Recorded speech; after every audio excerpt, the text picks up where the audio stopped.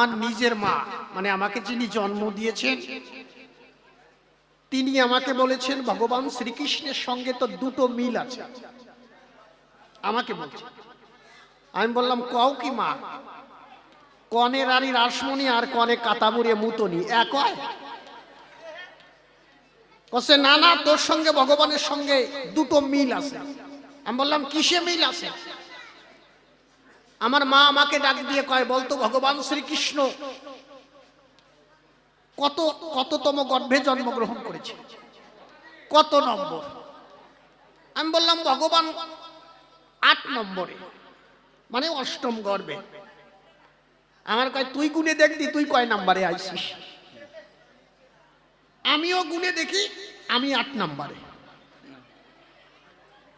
মানে আমরা 8 ভাই বোন, সবার ছোট আমি। কাছে ভগবানের সঙ্গে মিল আছে না? আমি বললাম ঠিক আছে, নাম্বারে নাম্বারে মিল আছে, তাহলে আরেকটা মিল তুমি পালা কোন জায়গায়? কয় আরেকটা মিল হচ্ছে কালারের দিক দিয়া।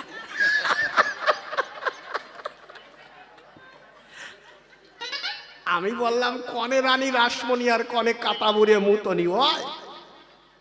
তখন আমার মা আমাকে ডাক দিয়ে কয়, প্রত্যেক মার কাছে সন্তান সর্বশ্রেষ্ঠ।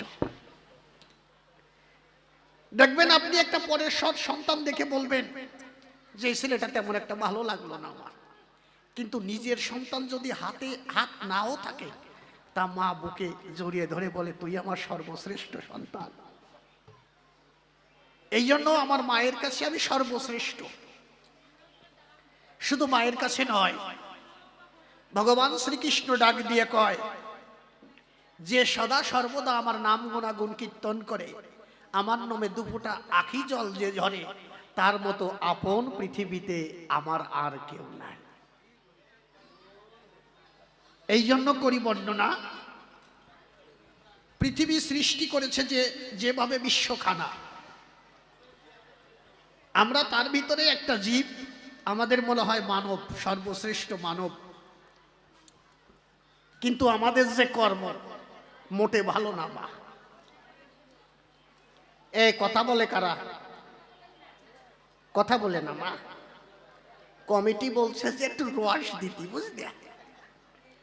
তা আমারে যদি আগের থেকে বলতো বাড়িতে ঠিলে ভরিয়ে নিয়ে আসতাম,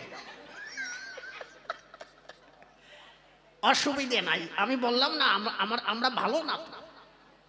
বিজয় বাবুর গান অনেকে শুনেছেন, রসিক বাবুর গান অনেকে শুনেছেন। তাই এক ব্যক্তি কৃষ্ণ পূজা দেয়, কথাটা মনে পড়ে গেছে। ওই লোক কি হাসে, আরে শুনে নিবা না, আগে হাসিয়ে পড়ে।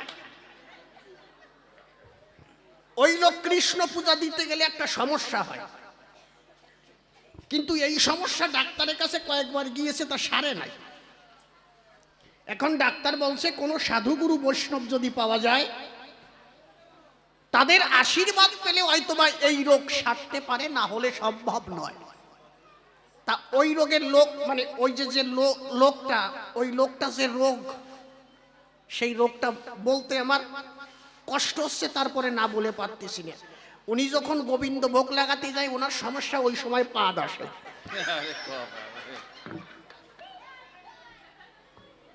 সমস্যাটা বুঝতে পারছেন? উনি যেই ভোগ লাগাতে যাবে ওই সময় পা আসে। বিজয় সরকারে ডাক দিয়ে কয়, সরকার মশাই অনেক ডাক্তার দেখাইছিস, কাজ হয় না। হাসিয়ে না, যার আমেশা হয়েছে সে ঠিক পায়। ওই পাদের সাথে অনেক সময় থাক, বলবো না। শোনো, বিজয় সরকারের ডাক দিয়ে কয়, বাবা গোবিন্দ ভোগ লাগাতে গেলে আমার এই সমস্যা হয়, আমি তো গোবিন্দ ভোগ সেই মন মতো লাগাতে পারি না। গোবিন্দ ভোগকে ঠাকুরের ভোগ দেবো, সেই সময় যদি পাদ আসে, মাঝে মাঝে ওই ভোগ রাখি ওই বাইরে যাই পাতিয়ে আসে। বিজয়বাবু কাছে খুব বিরাট সমস্যা। কাছে তাহলে কি করা যায়? কাছে শোনো, এই বায়ু কম্পন তো ভালো নয়, কথা নেবা, যদি কোনো রকম এইরকম হয়, তুমি 2-3টে তুলসীর পাতা ছিঁড়ে গ্লাসে বা ঘটিতে 1 ঘটি গঙ্গা জল নিয়ে ওই তুলসীর পত্রটা ছেড়ে দিয়ে ওম গোবিন্দায় নমঃ বলে তুমি চারিপাশে ছিটেই নিও। গোবিন্দ কৃপা করলে ঠিক হয়ে যেতে পারে। এখন দেখবেন ডাক্তারের কাছে গেলে পরে ডাক্তার যদি ঔষধ দেয়, তারপরে রোগী মাঝে মাঝে কয় না যদি এতে না সারে, বলে কি না ডাক্তারবাবু বলে যে তাহলে ফিরে আবার আসেনে।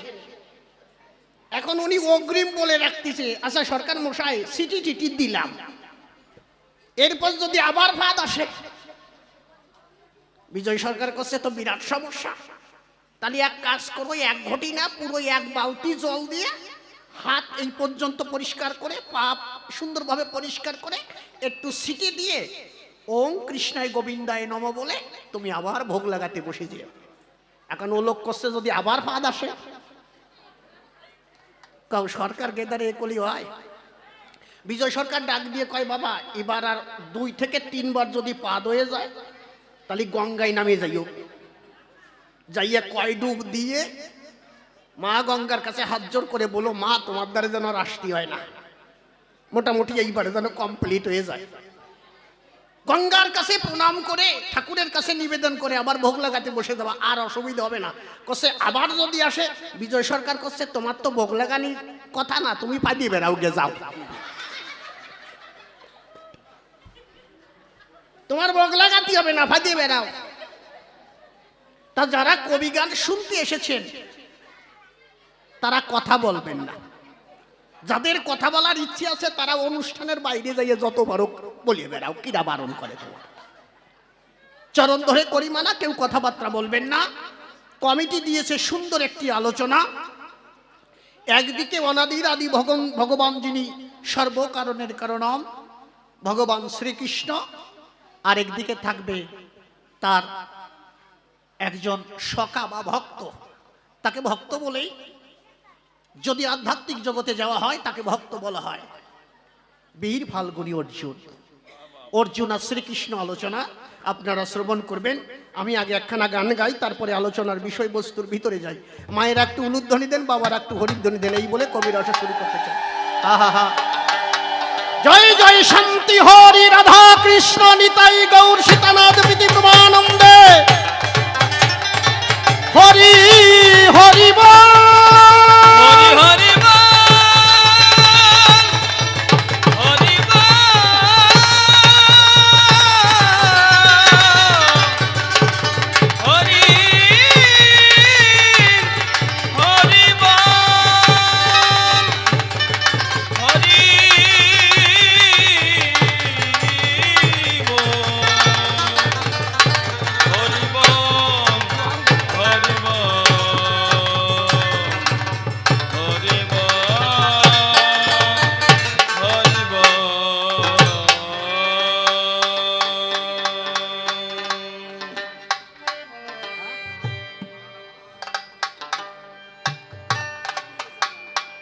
হা হা হা, বলো মন হরে কৃষ্ণ হরে কৃষ্ণ কৃষ্ণ কৃষ্ণ হরে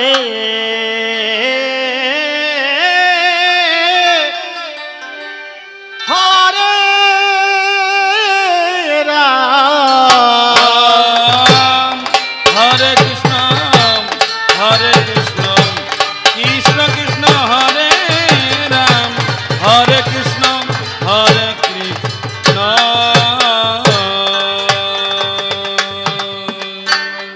ওরে নামে সগ দুঃখ তাপ যাবে দূরে, সগ দুঃখ তাপ ওরে নামে সগ দুঃখ তাপ যাবে দূরে, গাওরে এই নাম অবিরাম। একটু রিভাব লাগা, হরে একটু বাড়াই দিলে একটু রিভাব লাগাবে। কৃষ্ণ কৃষ্ণ হরে রাম হরে কৃষ্ণ হরে কৃষ্ণ।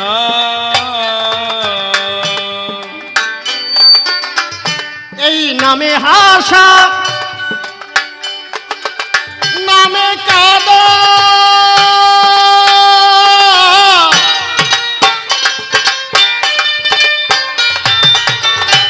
এই নামে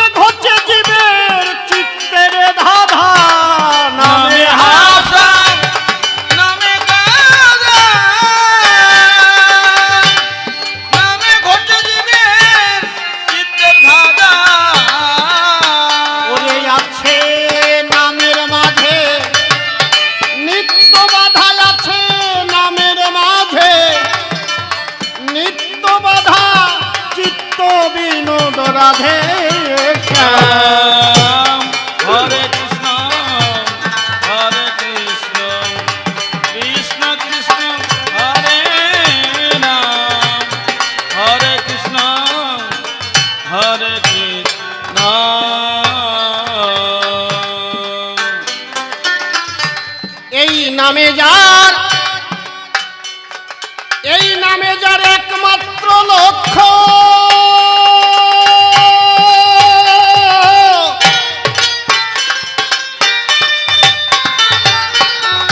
হবে লক্ষ কোটি উপলক্ষ নামে যার মাত্র লক্ষ লক্ষ কোটি দান উপলক্ষ ওরে ভবে সে তো আর করে না লক্ষ্য সে তো আর করে না লক্ষ্য ধর্ম অর্থ মোক্ষ রাম হরে কৃষ্ণ কৃষ্ণ কৃষ্ণ হরে রাম হরে কৃষ্ণ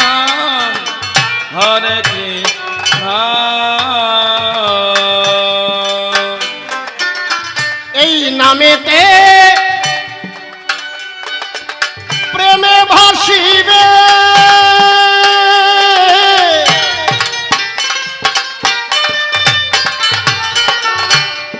এই জীবের কামের কামনা যাবে নামেতে ভাসিবে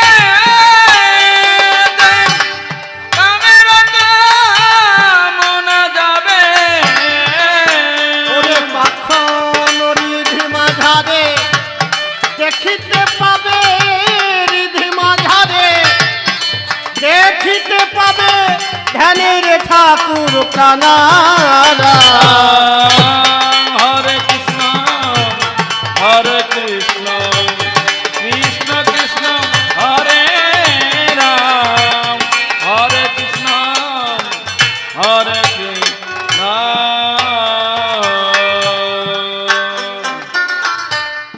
যে মায়েরা কথা বলছেন আমি চরণ ধরে করিমানা কথাবার্তা বলবেন না। আপনাদের আমি মা মা বলে বারবার বলছি, আমারে কিন্তু আপনারা জন্ম দেন নাই। আচ্ছা সত্যি যদি আমি আপনার ছেলে হতাম আপনি কথা বলতে পারতেন না। পাশের থেকে যদি কেউ বলতো এই ছেলেটা কে রে, কবি গান গায়, তখন পাশের থেকে বলে দেবো ওই যে সামনে যে মাটা বসে আছে না ওর ছেলে। আমার বয়স ছোট বাজাও, আমার বয়স 31, 31 বছর বয়স।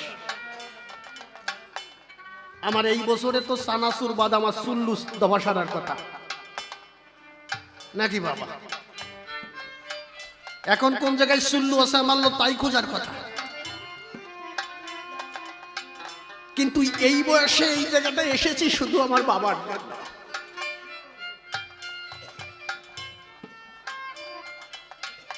আমার বাবা এখন খুব শারীরিকভাবে অসুস্থ, 90-র উপরে বয়স। আমি একদিন বাবারে বললাম, আমার মা মারা গেছে প্রায় 6-7 বছরে। আমি বাবারে বললাম, আমি যখন কবি গান গাই বাবা, আমি যখন রোজগার করতে পারি নাই, আমি বুঝি নাই, তখন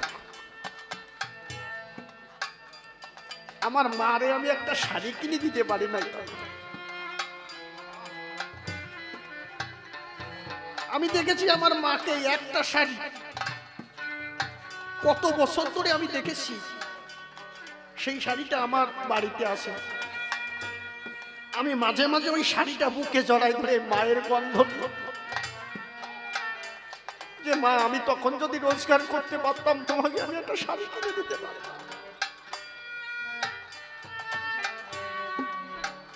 বাবা রোগাগ্রস্ত অবস্থায় আমি একদিন বললাম বাবাকে, বাবা আমরা 8টা ভাই বোন, এখন একটা ছেলে মেয়ে জন্ম দেবার পরে ওই একটা ছেলে মেয়ে মানুষ করতে এখন বর্তমান মেয়ে ছেলেদের নাকের জল আর মুখের জল সব একই। একটা ছেলে মেয়ে। আর তখন 8টা 10টা 11টা 12টা ছেলে মেয়ে মানুষ করেছে। আমি হচ্ছি 8 নাম্বার। আমার বাবা আমাকে কবিয়াল তৈরি করেছে। আমি শুধু একটা কথা বলেছিলাম, বাবা জীবনে অনেক কষ্ট করেছে, বাবা তুমি কি চাও? শুধু একটা কথা বলেছিলাম, কি খাবে? আমার বাবা চোখের জল ছেড়ে দিয়ে বলছে, তুই অভাব দেখিস না, তুই অভাব দেখিস না। এখানে শুনেছি বাংলাদেশের মানুষ তখন অনাহারে মানুষ দিন কাটাতো, এত খাবার পাওয়া যেত না। ওই মাঠে নাকি ওই যে কি পাওয়া যেত না, মাঠের ভিতরে শালুক আরো ড্যাব পাওয়া যেত না। সত্যি কথা কিনা বুড়ো কথা কও? ওই ড্যাব খেয়ে মানুষ করেছে আমাদের। হয়তো বা মাঠের থেকে কাজ করে বাবা যে পয়সা পেয়েছে অল্প কটা চাল কিনে আনছে, আমরা 8 ভাই বোন খেয়ে ফেলেছি। কিন্তু কখনো পিছনের দিক তাকায় দেখি নাই যে আমার মা কি বাবা কি খেয়েছে, কখনো দেখি নাই। সেই বাবাকে বলেছিলাম, বাবা এখন আমি একপালা কবি গান গাইলে 25-30 হাজার টাকা দেয়, বলো তুমি কি খাবে, কি চাও? আমার বাবা ডাক দিয়ে কয়, তোমার এখন পয়সা হয়েছে নাকি? আমি যা চাইবো তা দিতে পারবে বাবা? আমি বললাম যে হ্যাঁ। আমার বাবা ডাক দিয়ে কয়, যখন শিশুকাল ছিল বাবা, তখন ওই চকলেট কাটা এক প্রকার খাবার পাওয়া যেত দোকানে, সেগুলো আমরা দেখি নাই। ওই বুনবুনি বলতো, হ্যাঁ ওর ভিতর নাকি একটা সরিষার দানা থাকতো। আমার বাবা বলতো, আমার বাবা মা আমার ঠাকুমার কাছে গিয়ে কাঁদতো যে 2 টাকা দাও, একটা ডিম দিত, ওই ডিম দিয়ে কোন রকম ওই বুনবুনি কিনে খাত। ছোটবেলায় ওইগুলো খাইছি বাবা। যৌবনে যখন পদার্পণ করেছি তখন মাছ মাংস ডিম দুধ এইগুলো ভালো লাগতো। আর এখন আমার বাবার বয়স হচ্ছে 90-এর উপরে, চলতে কষ্ট হয় বাবা। এখন ডাক দিয়ে কয়, বাবা মাছ মাংস ডিম দুধ কোনো কিছু ভালো লাগে না, শুধু ভালো লাগে রাধা কৃষ্ণের ভক্ত বৈষ্ণব যেখানে। হরি হরি হরি আমি বৈষ্ণবের চরণ ধুলি পেতে চাই। হরি হরি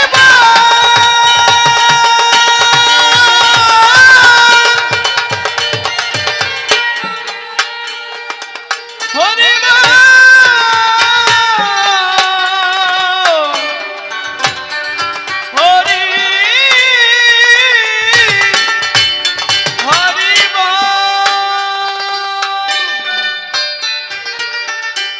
আমার বাবা বলছে, এখন বুঝবা না, এখন অল্প বয়স তো তোমার, এমন একটা দিন আসবে তোমারও এই মাছ মাংস ভালো লাগবে না, তো খাই তখন তোমার শুধু মনে হবে কোথায় সাধুগুরু বৈষ্ণব আছে, তাদের একটু চরণ ধুলি খাবার জন্য ছুটে যাবে।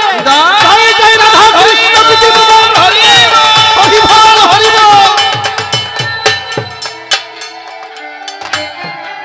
হরি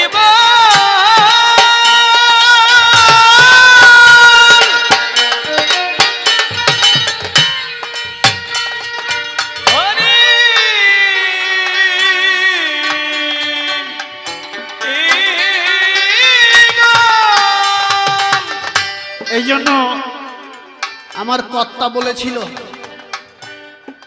পিতামাতা তুষ্ট আমায় আনন্দ উৎসবে, আমি কান্না নিলে কর্ণমূলে হরিনাম শোনাই তো মধুর রবে, আমার আর কি সেদিন হবে।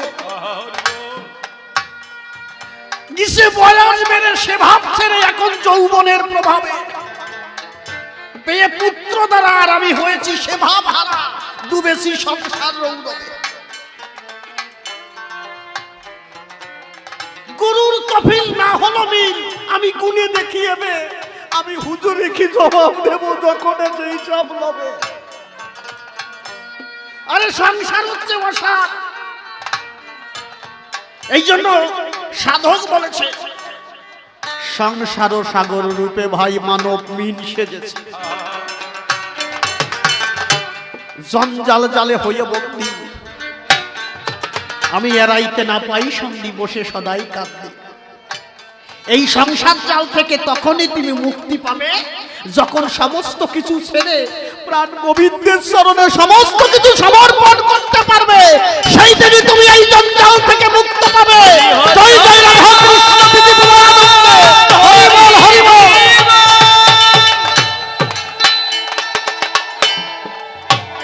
হরি বল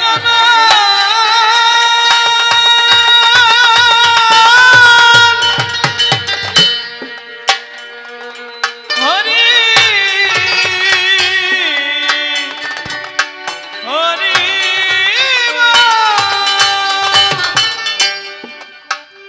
আমার জীবনে একটা আফসোস রয়ে গেছে, জীবনে পূর্ণ হবে না। আমি কথাটা প্রকাশ করে যাই, আমি গণপতি সরকার হয়ে বলছি আমার জীবনে একটা অপূর্ণতা রয়ে গেছে। সেই অপূর্ণতা কি যদি আপনাদের থেকে থাকে তাহলে সেইটা পূর্ণ করে নেবেন। সেই অপূর্ণতা হচ্ছে আমার মাকে আমি কোনোদিন বলতে পারি নাই, মা আমি তোমাকে ভালোবাসি। এখন আমি হাজার চেষ্টা করলেও আমার মাকে ফিরিয়ে আনতে পারবো না, কথাটা বলতে পারবো না। আমি বাবাকে বলেছিলাম বাবা আমি তোমাকে ভালোবাসি, কিন্তু এই কথাটা আমার মাকে বলতে পারি নাই, সেই সময় বুঝি নাই। কিন্তু পরের মেয়েরে অনেকবার বলেছি, কিন্তু তাদের কাছ থেকে ভালোবাসা পাইনি। যার কাছ থেকে ভালোবাসা পেয়েছিলাম তাকে বলতে পারি না। রাধারানী তাই বলেছে, এমন মানুষকে ভালোবাসো যে জীবনে কোনোদিন ছেড়ে যাবে না। একমাত্র একজনই আছে যিনি তাকে যদি একটু ভালোবাসা হয় তার দ্বিগুণ তিনি ফিরিয়ে দেয়। এই জন্য রাধারানী সমস্ত কিছু ছেড়ে প্রাণ গোবিন্দের কাছে ডাক দিয়ে কয়, আমার জীবন যৌবন মন প্রাণ গোবিন্দ তোমাকে সব কিছু সব করেছে সমর্পণ, একবার দয়া করে তোমার চরণ ধুলে দিও। হরি হরি হরি বল হরি বল।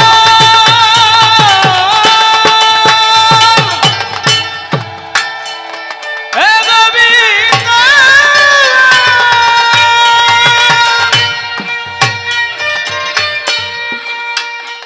ও গোবিন্দ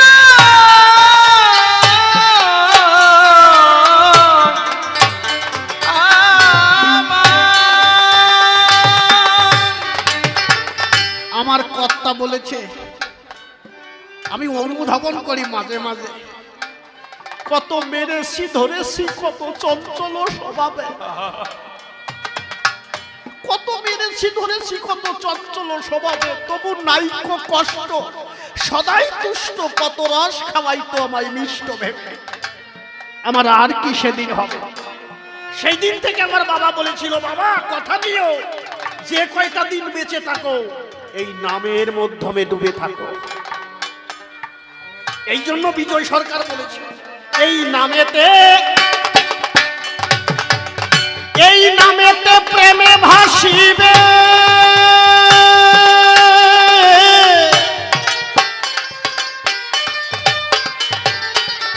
এই জীবের কামের কামনা যাবে। হরে নামে দে প্রেমে ভাসিবে,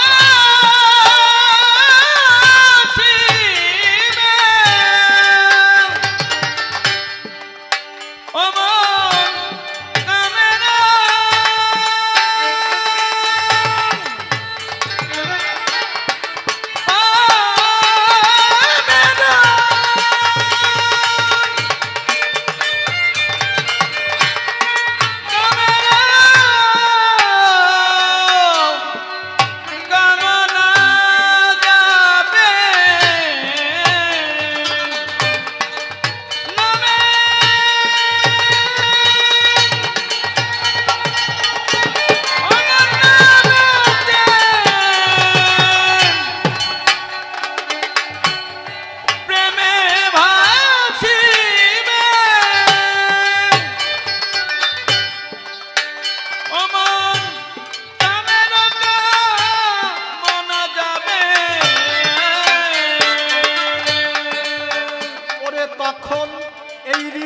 মাঝারে আহা, দেখিতে পাবে এই রিধি মাঝারে দেখিতে পাবে ধ্যানের ঠাকুর প্রাণারা হরে কৃষ্ণ কৃষ্ণ কৃষ্ণ কৃষ্ণ হরে রাম হরে কৃষ্ণ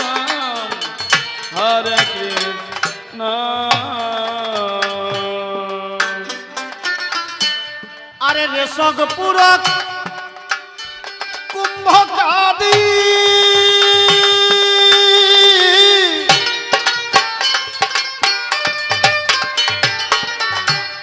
এই নামে ঘটে জীবের ভাব সমাধি রে তো পুর কুম্ভকাদি নামে ঘটে ভাব সমাধি ওরে নামে কালের কাল হয় শালতামাদি এই কালের কাল হয় শালতামাদি এই হরি নাম তার পরিণাম হরে কৃষ্ণ কৃষ্ণ কৃষ্ণ কৃষ্ণ হরে রাম হরে কৃষ্ণ কৃষ্ণ যাগ যজ্ঞ হোম যাগ যজ্ঞ হোম কর্মের বাধা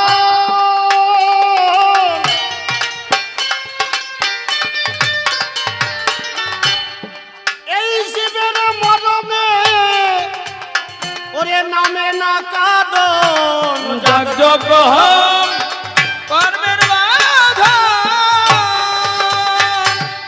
মরমে না মেনা কাদন মহাপ্রভু নিজে বলেছেন যাগ যজ্ঞ হোম এগুলো হচ্ছে কর্মের বাঁধন। তুমি যতই গ্রন্থ পড়ো না কেন ভগবানকে পাবার একমাত্রই পথ আছে, সেই পথটা হচ্ছে প্রেম। এই প্রেম যদি পেতে হয় আসতে হবে সাধুর বাজার। এটা যদি মুদি দোকানে বিক্রি হতো এই প্রেমটা তাহলে বড় লোক যারা কিনে নিয়ে ঘরে রাখতো। একমাত্র এই প্রেম পাওয়া যায় কোথায়? সাধুর বাজার। দেখবেন মিষ্টি মিষ্টি তৈরি করতে যাহা কিছু প্রয়োজন সবকিছু মুদি দোকানে পাওয়া যায়। পাওয়া যায় কিনা? মিষ্টি তৈরি করতে ময়দা প্রয়োজন, মুদি দোকানে আসে না? চিনি প্রয়োজন, আসে না? মিষ্টি তৈরি করতে যাহা কিছু প্রয়োজন সবকিছু আপনি মুদি দোকানে পেয়ে যাবেন, কিন্তু ওই মুদি কিন্তু মিষ্টি তৈরি করতে পারে না। মিষ্টি কে তৈরি করতে পারে? একমাত্র ময়রা যারা। মতু ও ময়রা রসের দোকানে বিরাগ ভরে যাউরে উড়ে আনন্দ বলে। একমাত্র সাধুগুরু বৈষ্ণব যেখানে আছে সেখানেই প্রেম পাওয়া যায়। জয় জয় রাধা হরি কৃষ্ণ হরি হরি হরি বল।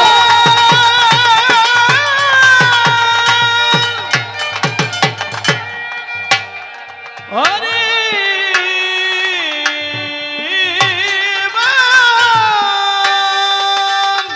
এই জন্য বিজয় বাবু বলেছেন আরে যাগ যজ্ঞ হোম এগুলো কর্মের বাঁধন।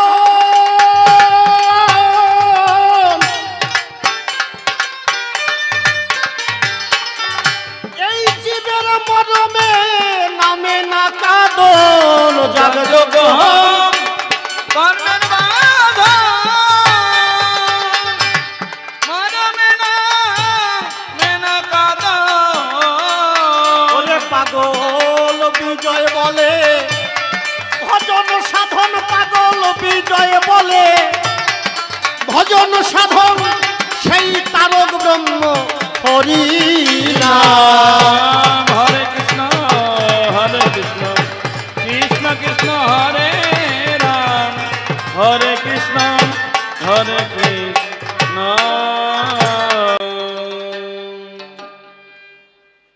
জয় জয় জগবন্ধু, তুমি তো দীনজনার বন্ধু, মোর পার করিতে কাব্য সিন্ধু হাল ধরো নিজের হাতে। আমি তোমার অজ্ঞ ছেলে অভাজন বলে মরে দিও না ফেলে, রেখো তোমার চরণ তলে তোমারই করুণাতে। প্রভু তোমার কৃপা হলে দেখি পাথর ভাসে সাগর জলে, আবার বলকেও কথা বলে দেখি পঙ্গু লঙ্ঘায় গিরি। প্রভু তোমার শক্তি বলে এই জীব শক্তি পায় এই ভূমণ্ডলে, সর্বত্রই তোমার খেলা চলে দেখি বিশ্ব জগৎ ভরি। তাই কথায় আমার বিশ্বপতি নাশ করো মোর দুর্মতি, ফুটাইয়ে কাব্যগীতি যুগ মুখের বলি।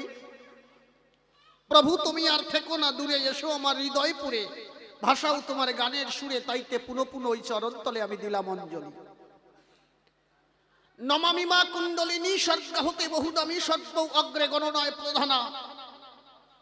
প্রথম নেমে ধরার কক্ষে ওমা ঠাই পেলেম তোমাদের বক্ষে, জীবনন্ত হবে কিন্তু আমার সেজ বিছানা। তারপরে মাতা পিতা যুগলে বসায় হৃদ কোমলে, ভক্তি অর্ঘ্য পদে করি দান। কবি শিশির সরকারের সুশিক্ষার ফলে গাহি কাব্যগীতি এই মহিতলে, সে আমার গুরুজ্ঞানে নমামি মহান। নামটি আমার গণপতি সরকার, এ নামের আর নাই দরকার, কাল্পনিক নাম একটা করিব ধারণ। কবি গান করতে গেলে আমি বলি সভাস্থলে একটা নামের পরে করতে হয় অবতরণ। নাম ভূমিকায় যাবার আগে আমি বলি আপনাদের পুরো ভাগে আপনারা কথাবার্তা বলবেন না কোনো জন, কারণ আন কথা বললে পরে প্রশ্নপত্র যদি শোনা না হয় আসরে, তাহলে আপনারা জবাব শুনে আনন্দ পাবেন না কোনো জন। ভূমিকায় যাওয়ার আগে আমি বলি আপনাদের পুরো ভাগে, এই কবি গান গাইতে গেলে যে জ্ঞানের প্রয়োজন হয় আমার ভিতরে কিন্তু বিন্দু মাত্র একটুও নাই। দেখেন সন্ধে সন্ধে যারা কথা বলে চারণ কবি বলে বিশ্ব ভূমণ্ডলে, চারণ কবি হওয়া কিন্তু অত সোজা কথা নয়। অনেক শিক্ষিত মানুষ আসরে রয়, কিন্তু তারা আমার থেকে অধিক শিক্ষিত, কিন্তু আসরে দাঁড়িয়ে সন্ধে সন্ধে কথা বলা তাদের পক্ষে সম্ভব নয়।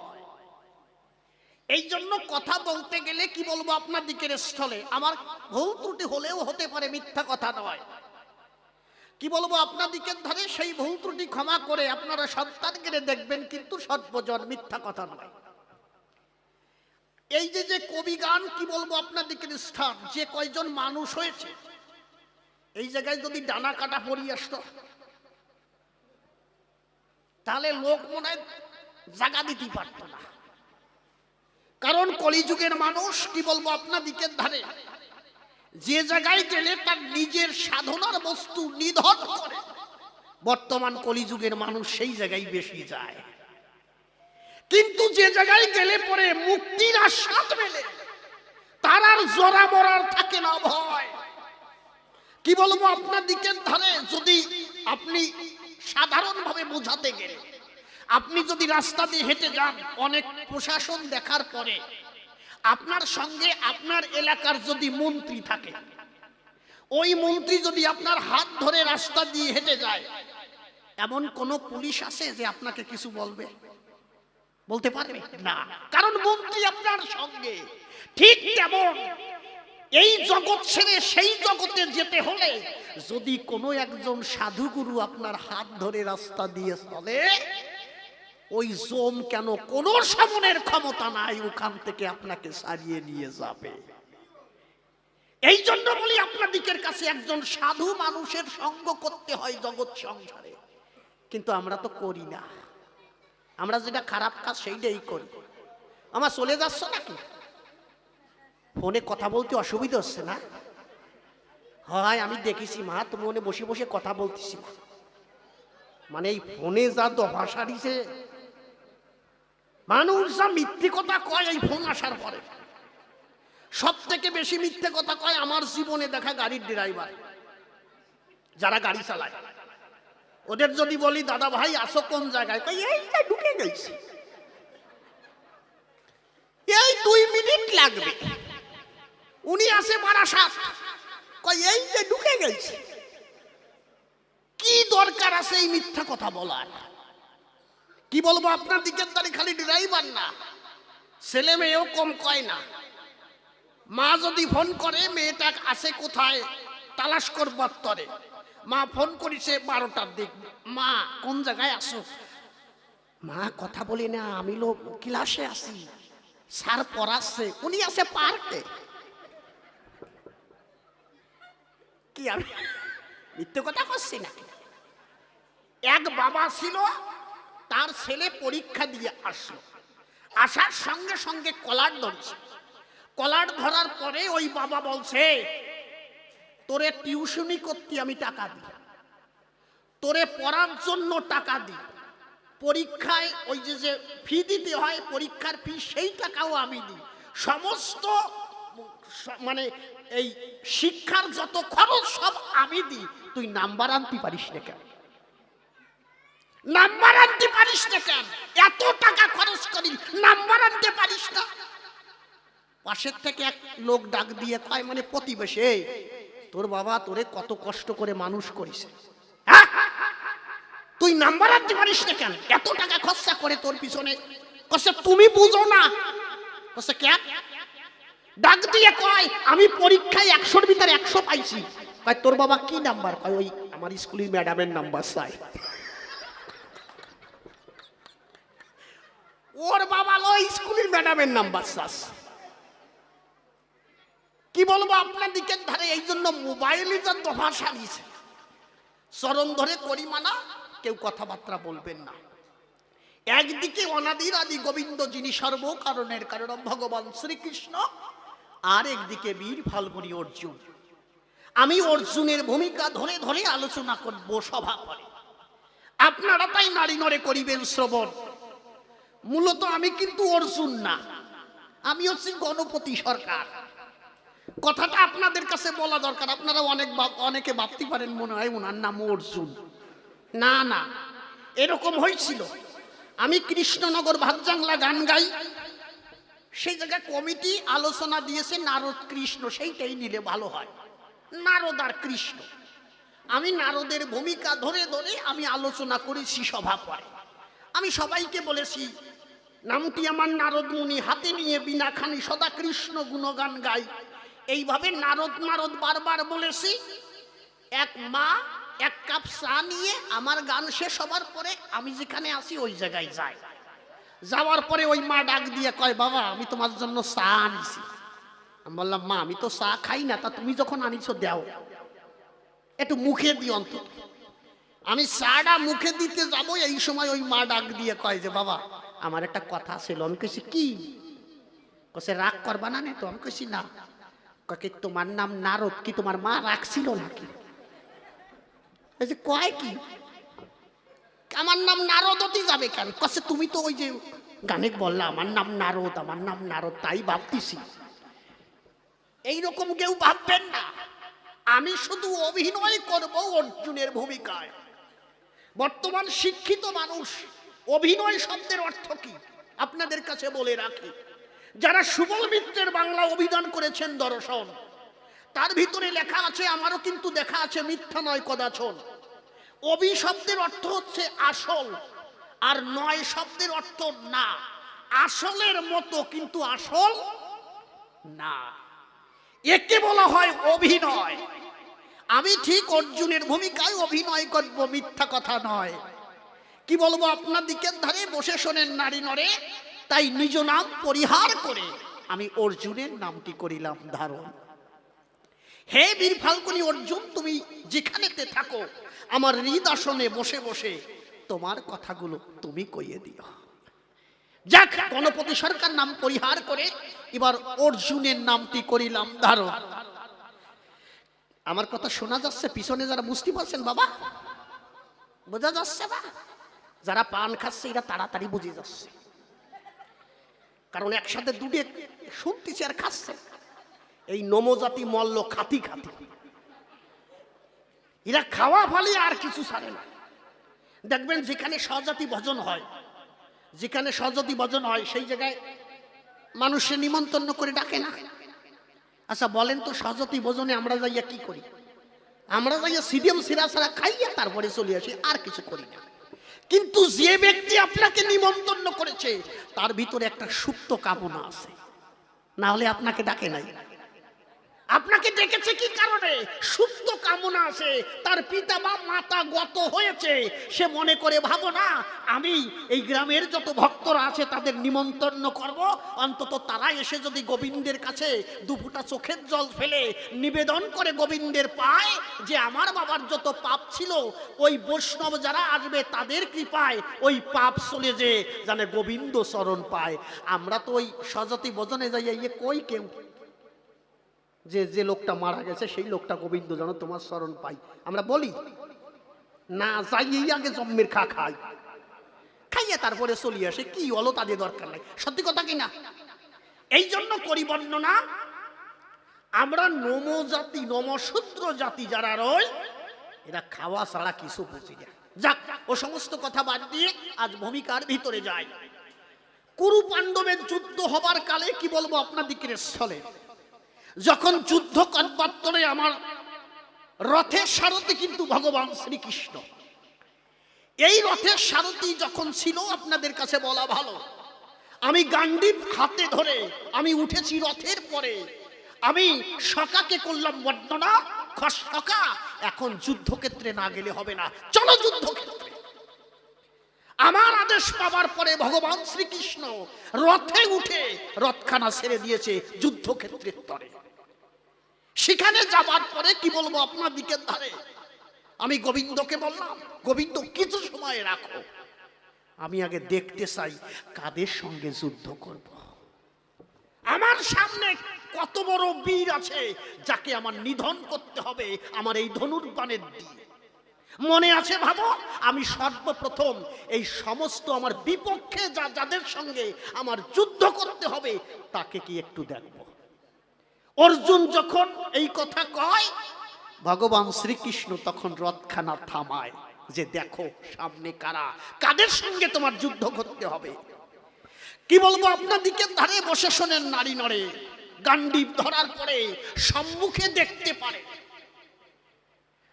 যাদের সঙ্গে যুদ্ধ করবে, মানে যুদ্ধ করতে গেলে তো দুই পার্টি দরকার।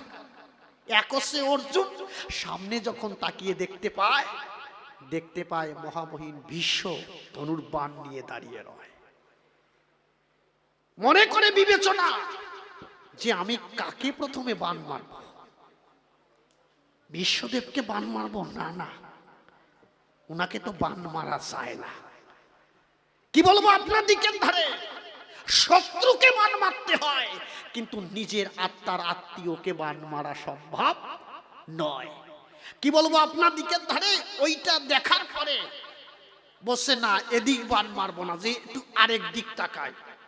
কি বলবো আপনার দিকের ধারে আরেকটু দিকে তাকিয়ে দেখতে পায় যার কাছ থেকে বাণ শিক্ষা করেছে সেই দ্রোণাচার্য সামনে ধনুর্বাণ নিয়ে দাঁড়িয়ে রয়। মনে মনে ভাবে তাই যিনি আমার গুরুদেব, যিনি আমার গুরুদেব, আচ্ছা তার পক্ষে কি বাণ নিক্ষেপ করা যায়? কি মনে হয়? না না, যার কাছ থেকে বাণ শিক্ষা করেছি কি বলবো আপনার দিকের কাছাকাছি। অর্জুন মনে মনে ভাবে তাই কোনো প্রকারে গুরুর পক্ষে বাণ চালানো সম্ভব নয়। কি বলবো আপনার দিকের ধারে এইভাবে যখন চতুর্দিকে ঘুরে ঘুরে দেখতে পায়, ওই অর্জুন করে বর্ণনা যে কারো পক্ষে এই বাণ চালানো সম্ভব না। আমার শোনা যাচ্ছে? তোমরা বেশি কথা বলতেছো এই জন্য এই দিক ফিরে করছি, বুঝলা? তোমরা যদি কথা না বলো তাই তোমাকে দিক বেশি ফিরবো, আর তোমরা যদি কথা বলো তাহলে এই দিক ফিরে গাবো, বুঝলে? এই যে এই জায়গা ফাঁকা হয়ে গেছে কেন? বাইরে গেছে না? মোবাইলে কল আইছে মনে হয় বাড়ির থেকে। হাসো, এই জায়গা যারা বসে আছে না, ছোট্ট একটা উদাহরণের মাধ্যমে বোঝাই। আপনারা ডিসকভারি চ্যানেল যদি দেখে থাকেন দেখবেন ডিসকভারি চ্যানেলে বড় বড় মহিষ দেখা যায়। ওই মহিষের মাথার উপরে এক প্রকারের পোকা, মেডিকেল সায়েন্স বলছে জাবরা পোকা, ছোট ছোট পোকা থাকে দেখবেন, প্রচুর কামড়ায়। মহিষ সহ্য করতে না পেরে মনে মনে ভাবে তাই এত কামড়া সহ্য করা যাচ্ছে না, তখন ওই মহিষ নদীতে নেমে যায়। নদীতে নামার পরে ওই মহিষ মনে মনে চিন্তা করে, শালা তোদের দেখাচ্ছি কামরানি বার করতেছি। ওই মহিষ তখন জলের নিচে ডুব দেয়। ওই পোকা তো জলের তলে যেতে পারে না, ওরা উপর দিয়ে ভো ভো করে ঘুরতেছে। ওরা মনে মনে ভাবে তাই কত সময় থাকবানে ডুবইয়া, উপরে উঠলি আবার ধরবানি। আর ভিজিয়ে মাথায় যা কষা দেয়, যেই ওঠে সেই আবার কষা শুরু করে। ঠিক কেমন মা কথা নয় অসঙ্গত।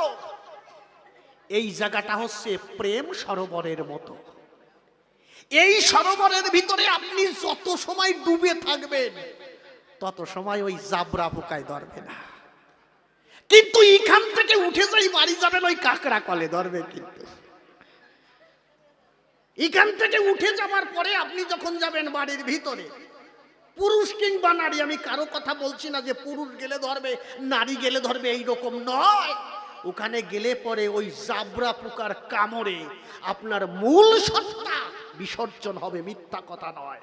এই জন্য যতক্ষণ সময় প্রেম সরোবরে আছেন, কৃষ্ণ কথা শ্রবণ করে ডাক দিয়ে বলেন ভগবান শ্রীকৃষ্ণের পরে যত পাপ করেছি জগৎ সংসারে, গোবিন্দ তুমি আমার কথা নিও, তোমার প্রেম সাগরে ডুব দিয়ে সমস্ত পাপ যাবে ধুয়ে, তখন রাধা গোবিন্দের মধুর মিলন দর্শন করব।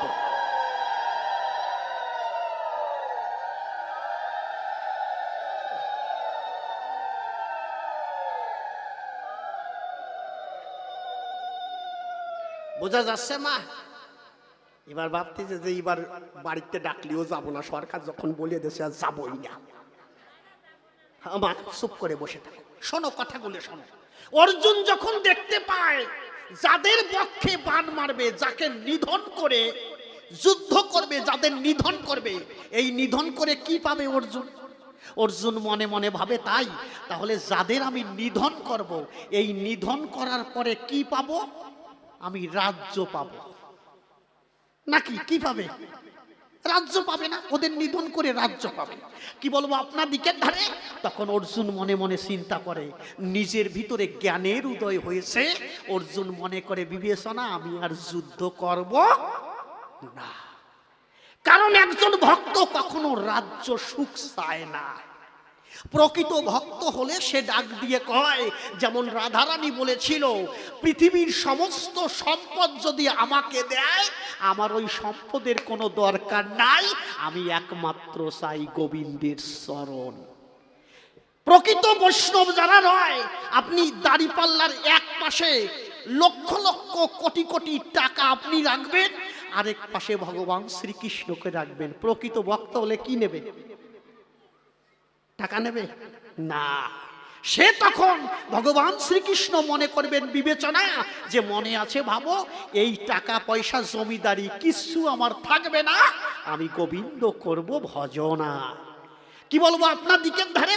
এই জন্য যখন জ্ঞানের উদয় হয়েছে তখন মনে মনে ভাবে তাই আমার রাজ্য টাজ্য দিয়ে দরকার নাই, কারণ যাদের আমি বধ করব, যাদের আমি মারব, তারা সবাই আমার আত্মীয় স্বজন। আমার গুরুদেব রয়েছে, আমার ভ্রাতা রয়েছে, আমার বন্ধু রয়েছে, এদের বধ করে আমার মানে রাজ্য পাবার কোনো আশা নাই।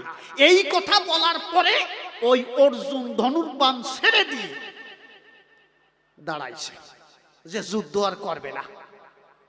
তখন ভগবান শ্রীকৃষ্ণ ডাক দিয়ে কয়, অর্জুন কি হলো? ধনুক ধরো, যুদ্ধ করো। তখন ওই অর্জুন ডাক দিয়ে কয়, না সখা, আমি আর যুদ্ধ করব না। কয় কেন? কচ্ছে আমি তো এদের মারিয়ে আমি রাজ্য পাবো, তা মারবো কারে? আমার গুরুদেব সামনে, আমি যদি গুরুদেব মারিয়ে দিই, তখন ওই কলিযুগের মানুষ, এ তো দাপার যুগ, এরপরে কলিযুগের মানুষ তারা মনে মনে ভাববে তাই আরে অর্জুন তার নিজের গুরুদেবরে মারিয়ে দিয়েছে, তাহলে আমরাও মারিয়ে দিই। কি অর্জুন যদি নিজের গুরুদেবকে মারতে পারে, আমি কেন পারবো না? এইরকম কুশিক্ষা দিয়ে আমার দরকার নাই। গুরুদেবের পক্ষে আমার তীর চালানো কখনো সম্ভব নয়। মনে আছে ভাবো সখা, এই যুদ্ধ করব না, এই যুদ্ধ এই জায়গায় ক্ষান্ত করব। কি বলবো আপনার দিকের ধারে? তখন অর্জুনকে ডাক দিয়ে ভগবান শ্রীকৃষ্ণ কয়, অর্জুন ধনুক ধরো, তুমি যুদ্ধ করো। তুমি না ক্ষত্রিয়? ক্ষত্রিয়ের ধর্মই হচ্ছে যুদ্ধ করা। তোমাকে যুদ্ধ করতে হবে। তখন ডাক দিয়ে কয়, আমার আর যুদ্ধ টুদ্ধ করবো না, আমি কথা নাও, আমি শুধু গোবিন্দের চরণ ছুঁয়ে আমি থাকতে চাই, আমার ওই রাজ্য টাজ্য দিয়ে কোনো দরকার নাই। ভগবান ডাক দিয়ে করে বর্ণনা, তোমার যুদ্ধ করতে হবে না, আমি যুদ্ধ করিয়ে রাখছি, যুদ্ধ আমি করে রাখছি, কথা নিও, তুমি যুদ্ধ শুরু করো। এই কথা বলার পরে কি বলবো আপনার দিকের দ্বারে আমি সত্য করে কথাগুলো বলি। এই কথা বলার পরে ভগবান শ্রীকৃষ্ণ তখন উপদেশ দেওয়া শুরু করলো, এখান থেকে গীতা শুরু। ভগবান কৃষ্ণ তখন কিন্তু বোঝাতে শুরু করলো অর্জুনকে, এখান থেকে কিন্তু গীতা শুরু হয়েছে, গীতা জ্ঞান। কি বলবো আপনার দিকের ধারে বসে শোনেন নারী নরে। তখন কিন্তু ওই ভগবান শ্রীকৃষ্ণ ওই অর্জুনকে বিশ্বরূপ দেখিয়েছিলেন, দেখো আমি সব যুদ্ধ করে রাখছি। আমার প্রশ্ন এই জায়গায়, কি প্রশ্ন? ভগবান পৃথিবীর যত ভক্ত রয়, যেমন সর্বশ্রেষ্ঠ ভক্ত হচ্ছে রাধারানী, সে জমি জমা সম্পত্তি রাজ্য সুখ কিছু চায় না, সে চায় কি? সে চায় তোমার চরণ। আমিও তাই তোমাকে বলি, আমার এই রাজ্যটা যদি দরকার নাই, আমি পেতে চাই গোবিন্দ তোমার চরণ। কি বলবো আপনার দিকের ধারে, এই চরণ না দিয়ে এই যুদ্ধ করা মানে মানুষ মারা আমাকে শিখাচ্ছ কেন? এই জ্ঞান কেন আমাকে দিচ্ছ? এই প্রথম প্রশ্ন তোমাকে করলাম, তুমি সঠিকভাবে জবাব দিও। ভগবান বলবে না যে যুদ্ধ দিয়ে দরকার নাই, তুমি আমার চরণ ধরে পড়ে থাকো, বলা উচিত ছিল কি না? আমি বলছি এই যুদ্ধ করবো না, তোমার চরণ দাও, তাইতে আমার হয়ে যাবে, আমার রাজ্যটা যদি দরকার নাই। কিন্তু ভগবান করে মানা, যুদ্ধ তোমাকে করতে হবে। তাহলে ভগবান তোমার কাছে প্রথম প্রশ্ন করলাম দান, তুমি এসে দিও তার সমাধান। তুমি এই গুরু মারা বিদ্যা শিখাচ্ছ কেন? কারণ আমার গুরুদেবের মারতে হবে না, দ্রোণাচার্যকে মারতে হবে কিনা? কি বলবো আপনার দিকে ধারে, এই প্রথম প্রশ্ন দিলাম তোমাকে, এই আত্মীয় স্বজন মারা গুরু মারা বিদ্যা তুমি আমাকে শিখাচ্ছ কেন? তোমার চরণ না দিয়ে এই গুরু মারা বিদ্যা কেন শিখাচ্ছ? এইটাই তোমার কাছে প্রথমবারে জানতে চাই। সভ্য সমাজস্থান বুঝতে পারিছেন বাবা? আমার বুঝতে পারিছেন? হ্যাঁ, বোঝেন নাই নাকি? না না বুঝলে আমারে কও মা, এ বাড়ি বেশি দূরে না, কাছাকাছি বাড়ি, বনগায়। আমি বাবারে বলে আসছি, বাবা আসরে যাচ্ছি, এই জায়গা তো নূতন, যারা বসবে না আমার অসুবিধে নাই, দরকার হয়ে বাড়ি যাইয়ে বারেন্দার খুঁটি ধরে রাত ভরে বুঝতে থাকবো, না বুঝোই আমি আগে। কি বলবো আপনার দিকের ধারে মা, ছোট্ট করে কথাটা বোঝাবার চেষ্টা করি। আপনি গোবিন্দ মন্দিরে যাচ্ছেন কিসের আশায়? গোবিন্দ আপনার চরণ চাই, গোবিন্দ তোমার চরণ চাই। গোবিন্দ যদি কয় চরণ টরণ দিয়ে দরকার নাই, তোর গুরুদেবরে আগে তীর মারিয়ে দেবে।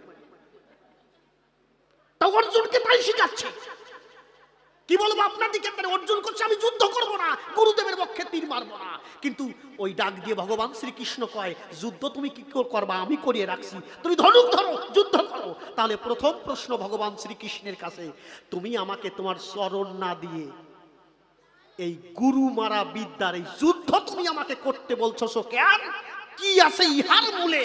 তুমি গীতার আলোকে সুন্দরভাবে আমাকে একটু জবাব করতে দাও। বাবা বুঝতে পারিস? আমার বুঝতে পারিস? আমার বাবা এবার ভালো লাগতেছে।